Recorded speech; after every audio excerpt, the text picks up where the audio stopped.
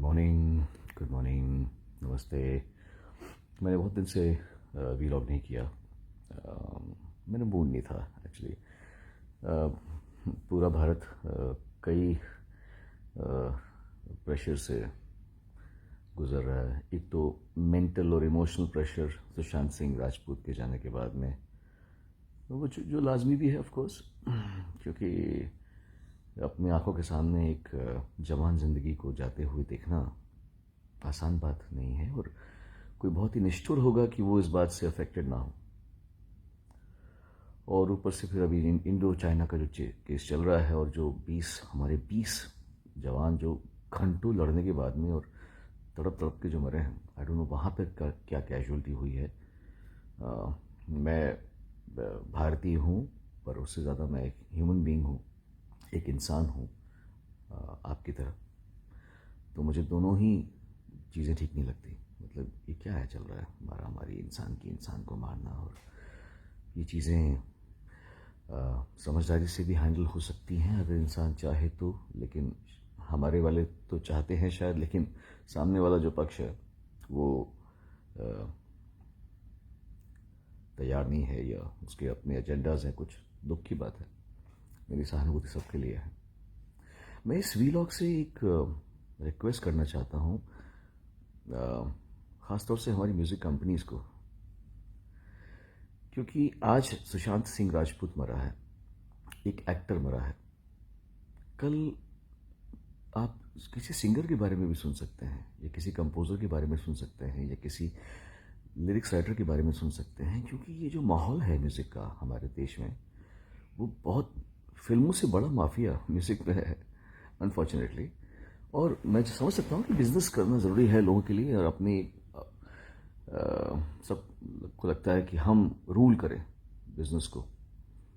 क्या है कि मैं थोड़ा लकी था कि मैं बहुत कम उम्र में आ गया था, तो मैं इस चंगुल से निकल गया। लेकिन जो नए बच्चे आए हैं ना, उनके लिए बहुत मुश्किल है, बहुत मुश्किल है।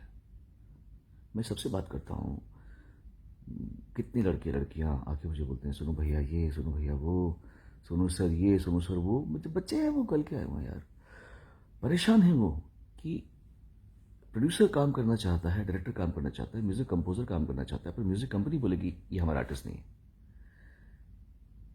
मैं समझ सकता हूँ कि आप लोग बहुत बड़े हैं, और आप लोग कंट्रोल करते हैं म्यूज़िक को, आप लोग कंट्रोल करते हैं कि रेडियो में क्या बजेगा, कंट्रोल करते हैं कि फिल्मों में।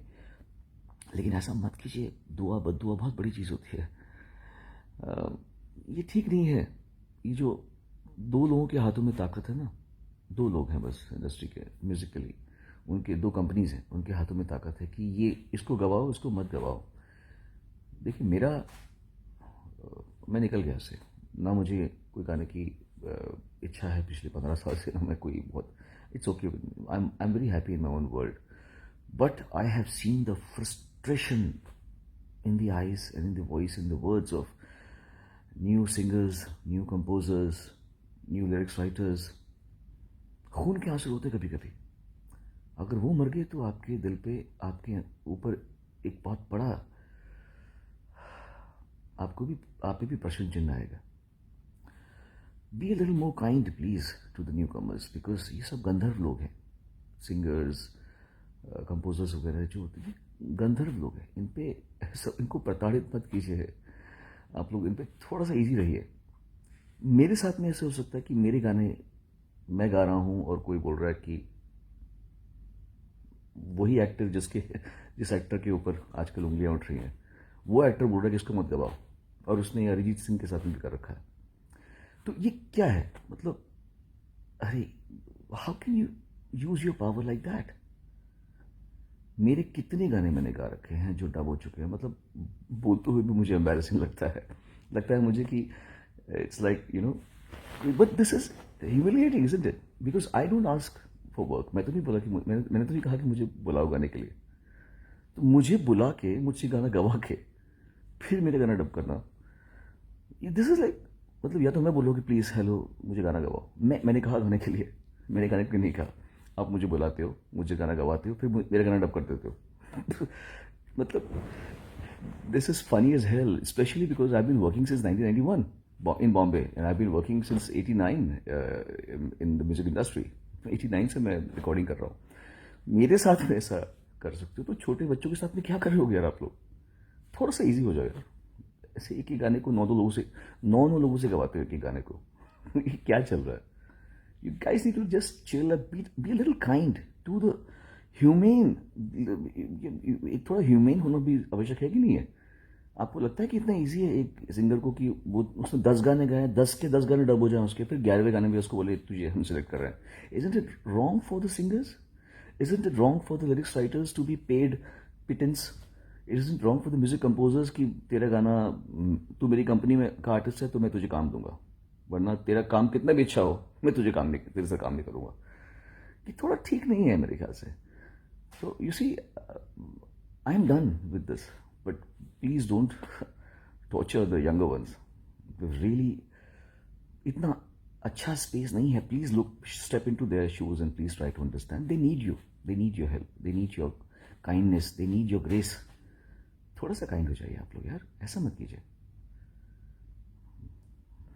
एनीवे, चलो, आई होप कुछ लोग इस बात का बुरा ना माने कि सोनू निगम ने ऐसे बोल दिया और हमारे बारे में ऐसा बोल दिया.